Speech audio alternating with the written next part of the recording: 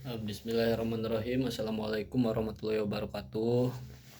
Perkenalkan, nama saya Muhammad Rafi Albani Muhtarom dengan NIM 12350201811, Prodi Bahasa dan Sastra Arab, Fakultas Adab dan Humaniora, Universitas UIN Sunan Gunung Jati Bandung. Di sini saya akan sedikit menjelaskan tentang teori yang saya bawakan, yaitu teori Skopos dalam penerjemahannya.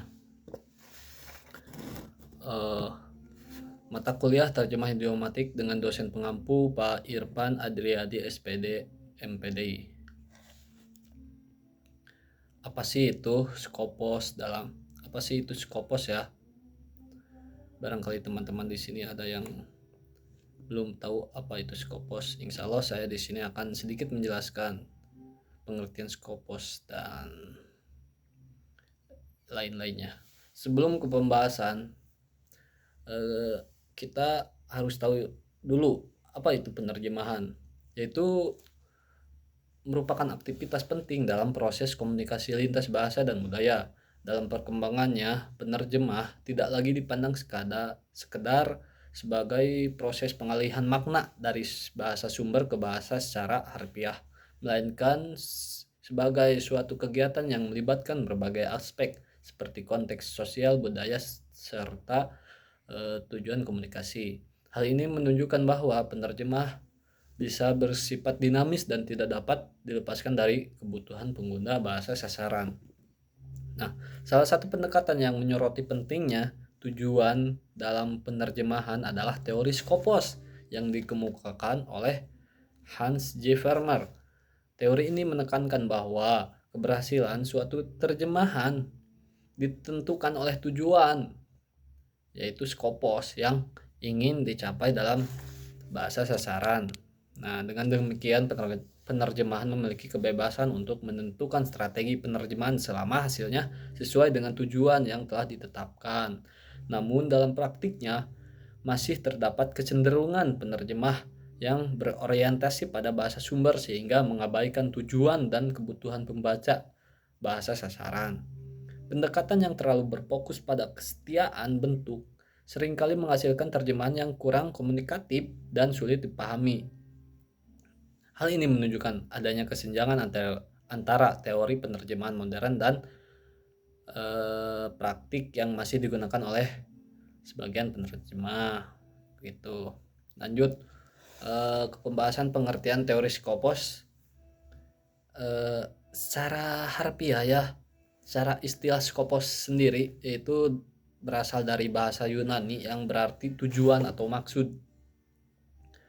Dalam konteks penerjemahan, tujuan tersebut berkaitan dengan fungsi teks bagi pembaca sasaran. Oleh karena itu, penerjemah perlu memahami terlebih dahulu tujuan penerjemahan sebelum menentukan strategi yang akan digunakan. Teori Skopos adalah salah satu teori dalam studi penerjemahan yang menekankan bahwa proses penerjemahan harus berorientasi pada tujuan atau Skopos sendiri dari teks terjemahan. Teori ini diperkenalkan oleh Hans J. Vermeer pada akhir 1970-an, sekitar tahun 1987 di Jerman, yang menyatakan bahwa keberhasilan suatu terjemah tidak semata-mata ditentukan oleh kesetiaan terhadap teks sumber, tetapi oleh sejauh mana kita menerjemahkan dan mampu memenuhi tujuan yang kita inginkan dalam bahasa sasaran.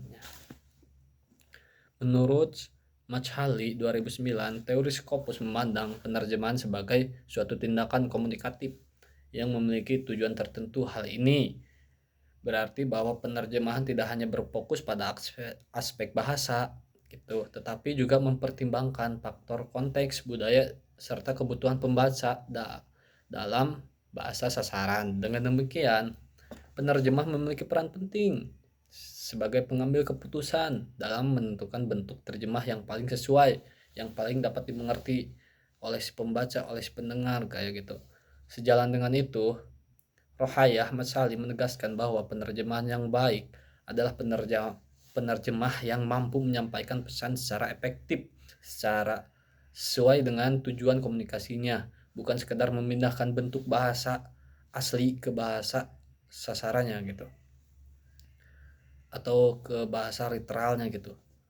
Pendapat ini menunjukkan bahwa orientasi pada tujuan menjadi kunci utama dalam menghasilkan terjemahan yang berkualitas gitu. Jadi Skopos ini penting untuk strategi penerjemahan ya. Dan bisa disimpulkan juga bahwa teori Skopos mendapatkan tujuan sebagai aspek utama dalam penerjemahan. Dengan memahami tujuan tersebut, penerjemah dapat menentukan strategi yang tepat sehingga hasil terjemahan menjadi lebih komunikatif, fungsional, dan sesuai dengan kebutuhan pembaca bahasa sasaran kayak gitu.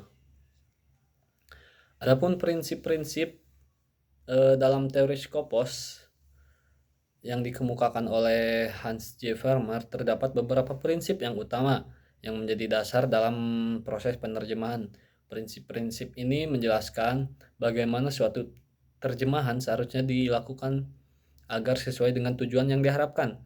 Adapun prinsip tersebut, yang pertama ada Scopus Rule atau aturan tujuan, yaitu prinsip ini menyatakan bahwa tujuan atau skopos merupakan faktor paling utama dalam penerjemahan. Artinya, strategi dan metode penerjemahan harus disesuaikan dengan tujuan yang ingin kita capai dalam bahasa sasaran. Jika tujuan berbeda, maka hasil terjemahan pun dapat berbeda juga kayak gitu. Yang kedua ada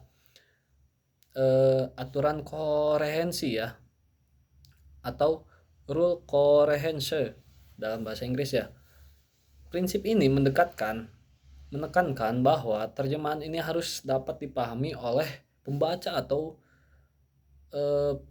si pendengarnya dalam bahasa sasaran. Terjemahan harus koheren atau sesuai dengan situasi, budaya, dan konteks pembaca sehingga pesan dapat diterima dengan baik, dengan benar kayak gitu. Yang ketiga ada fidelity rule atau aturan kesetiaan.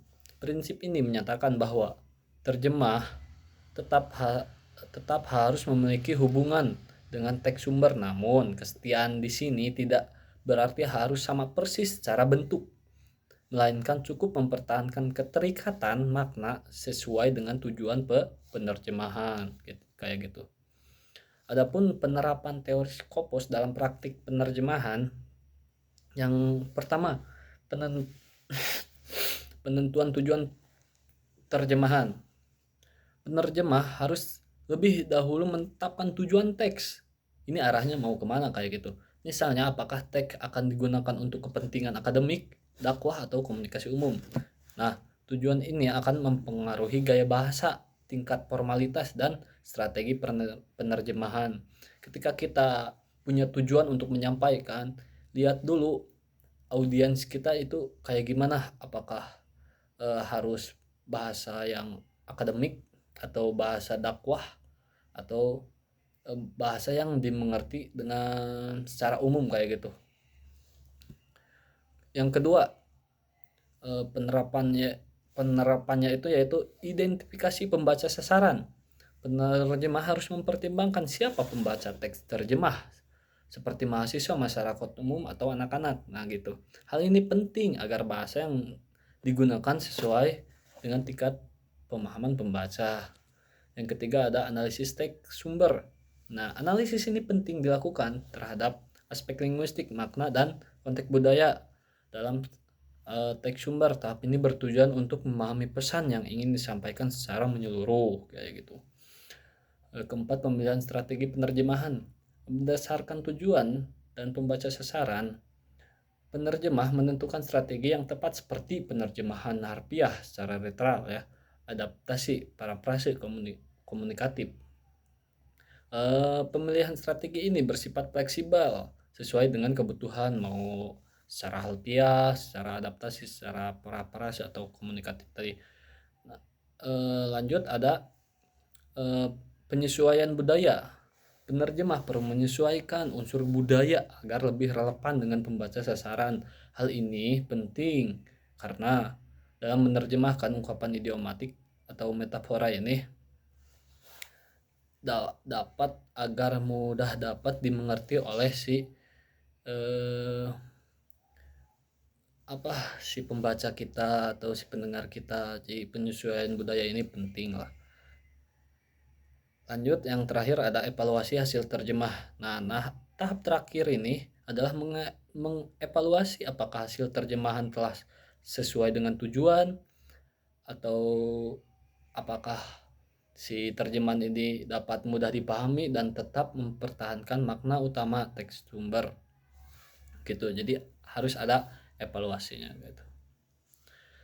Ada sedikit contoh penerapan teori Skopos sebagai penerapannya di sini. Untuk contohnya ada al waktu kasep ilam takto ahu koto aka gitu. Waktu itu seperti pedang, jika tidak dimanfaatkan ia akan merugikan manusia.